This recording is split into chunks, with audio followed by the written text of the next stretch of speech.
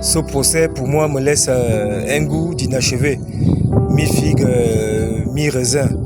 Parce que quand on entend les sommes qui ont été détournées, j'ai du mal à croire qu'un seul être humain puisse détourner autant d'argent tout seul. Ça relève forcément de tout un circuit, de tout un réseau. Et mon goût d'inachevé vient de ces niveaux, c'est-à-dire tout le réseau ne comparaît pas pour répondre de leurs actes. Ça me laisse croire qu'on a juste pris des boucs émissaires ou je sais pas. Mais ce que je sais, c'est que pour sortir autant d'argent, que ce soit d'une banque centrale ou d'un trésor ou quelque part, ça relève quand même d'une nomenclatura. Donc forcément, il y a des personnes qui vont s'en sortir indemnes. Et il y a les personnes qu'on nous présente là devant la barre qui vont écoper. Je ne défends personne, pas pour faire l'avocat du diable. Moi, j'aimerais juste qu'on soit légaliste.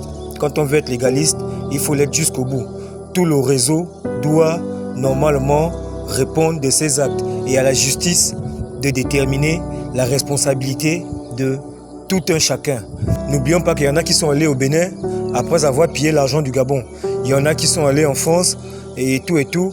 Ils n'ont pas de nationalité gabonaise, mais aujourd'hui, ils jouissent, ils vivent une vie d'oligarque avec l'argent qui devait servir au développement du Gabon. Donc pour moi, il y a encore beaucoup de coupables dehors.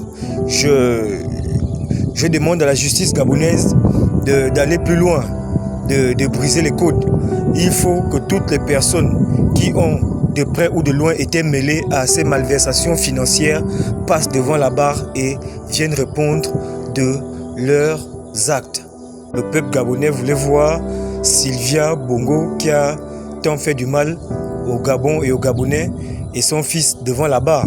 Je crois que ça laisse un goût d'inachevé à tous les Gabonais de ne pas voir Sylvia, son mari, son fils à la barre.